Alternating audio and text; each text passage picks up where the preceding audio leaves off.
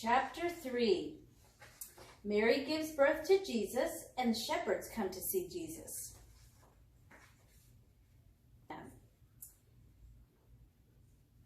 The next morning, Andrew and I found Morty and Eli, and we all walked down around the town of Bethlehem.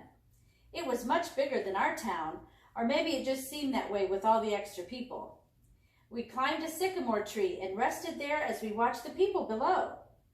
That's when we saw Mary and Joseph. They were in Bethlehem too. An innkeeper was telling Joseph they had no more rooms. We watched as they moved on down the street.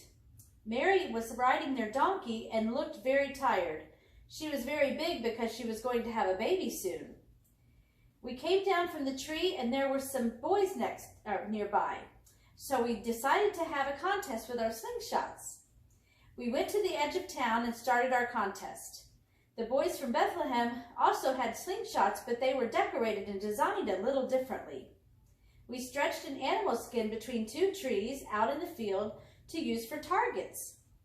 Our slingshots must have been better because we won the contests.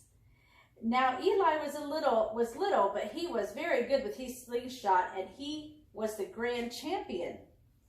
Mama had prepared our supper of cakes and honey and a bowl of milk when we arrived back to the inn. Mama brought along some peas from her garden. It was good to sit and eat with my parents.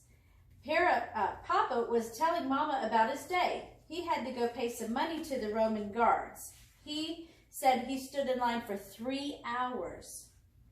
Later, Mama said, "Simon, it's time for bed." As I knelt by my window to pray to God, I could see a light out in the fields outside of town. It might have been a big fire that the shepherds were tending. Sometimes they build big fires to scare off lions or foxes from the sheep. After my prayers, I climbed into my pallet. Slowly, I could hear noises coming from the street. I tumbled out of bed and hurried over to the window. There were 4 men walking through the town, talking very loudly. They were excited about something, and they were telling the people who were still outside. I went to the front door of the inn and peeked out.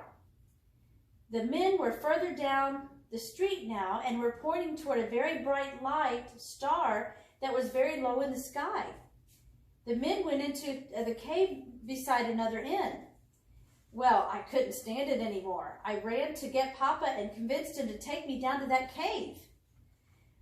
When we arrived, we saw the 4 men from before bowing down and quietly praying, no, more like singing.